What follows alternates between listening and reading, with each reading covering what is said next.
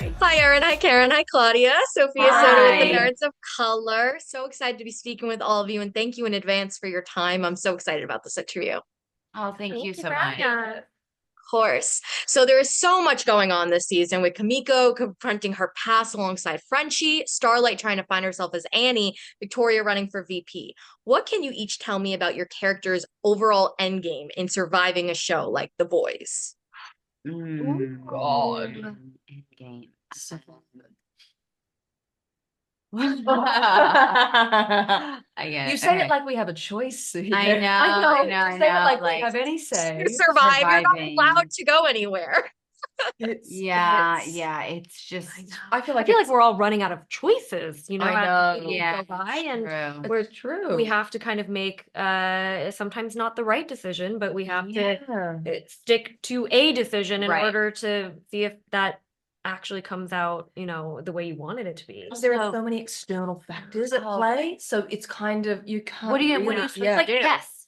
But you're navigating a game that is automatically like spoiled. You know what I Rigged? mean? Like Yeah. rigged. Like Yeah. you can't how do you operate in a world that's so toxic that you can't even like find anyone to trust, and you can't find yourself? How do you operate in that world? Yeah. How do you react to it? Any moment on the show that there's like a pocket of peace, I'm like, okay. Yeah, and exactly. That's been 5 minutes. Exactly. Yeah.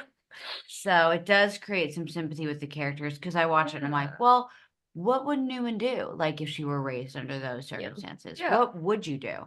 What is the right way to With any of the navigate it? characters. She was But like, yeah. I'll stick with Homelander. Yeah. Stick with him. Pop another head. Pop it. She's making great choices. That's She's right. making Fuck great my morals. It's fine.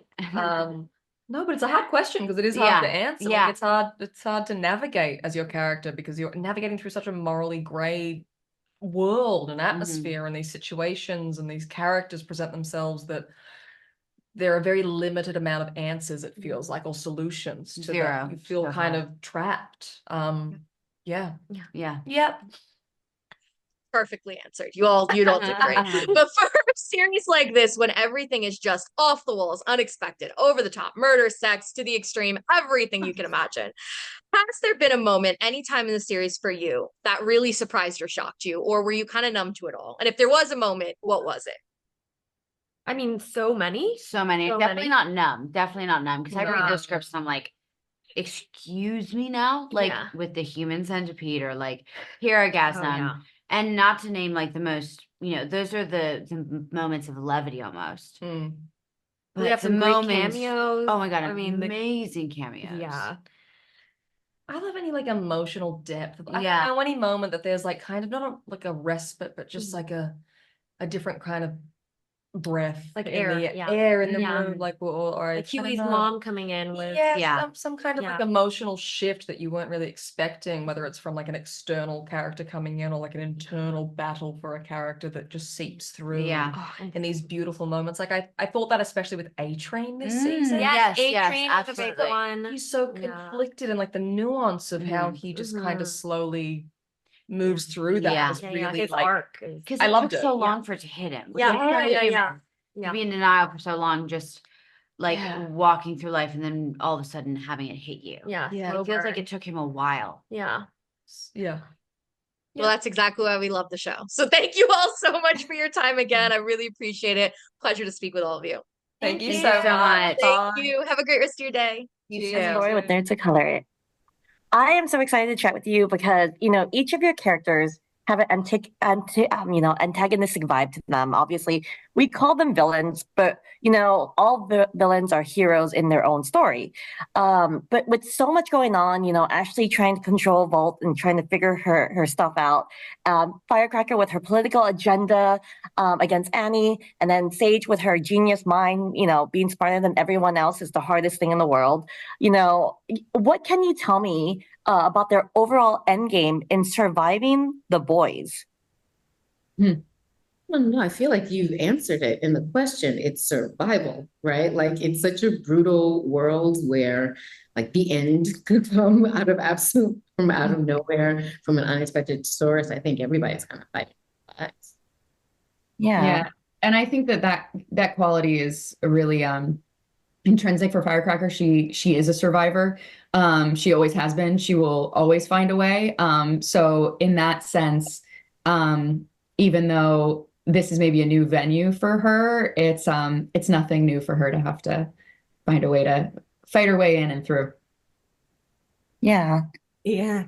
Yeah, I feel like the way that we survive is just we have to be super calculating and thoughtful in how we move through this space, because anybody can kill us at any time.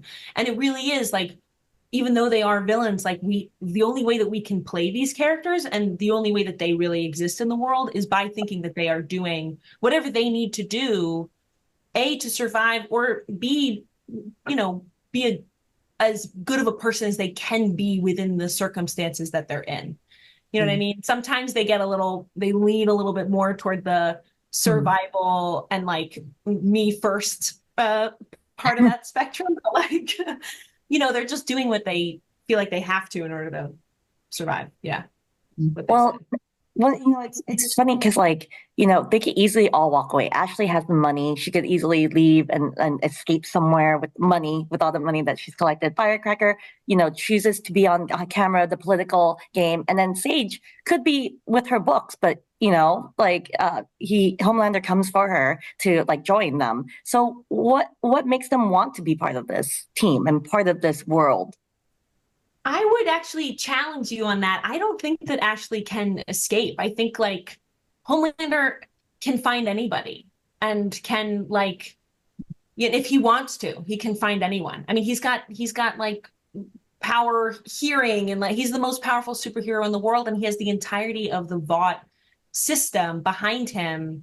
Who are going to do? Everybody's afraid of their own life, so they're going to do whatever they feel like they can to support him. So if Ashley were to escape and he wants to find Ashley, I think she would last maybe 2 days, maybe. So I don't know. I mean, no matter how much money she has in the world. Sorry, Valorie. Yeah. But no, it's like what you said with the Vought system. I think that's also part of it. Is like once the Vought system chooses you, you have lost agency. And I think that that's kind of a theme throughout the entire show, and how everyone copes with this idea of being super powered and a celebrity, and yet at the same time having no agency. So I think that's something that all of these characters experience. Like they might have had their own agendas or motivations, but at a certain point, like once you're in Vought, there's no getting out alive. The one way, yeah, there's only one way out. Yeah. Well, for a series like this, where everything is just off the wall, unexpected, over-the-top murder, sex, and to the extremes, has there ever been a moment for you, anytime in the series, like for you that has surprised or shocked you, or you kind of got to numb to it? I'm never numb to this, what they come up with. They are incredibly imaginative in how disgusting and grotesque these writers can be. I'm continuously reading it with my mouth open on the floor. Yeah. So many times I came to set and I was like, oh, I think we found the line. I think this time we found it. We finally crossed it. People are going to be completely disgusted and turn their backs. But that's for the audience to say, I guess. I have to say too, it's like there's the element of reading it and being grossed out by it. And then there's the VFX team and having to often see it, and how many of these effects are practical. So there were definitely moments that I couldn't have conceived of until I saw it in front of me and didn't have to act.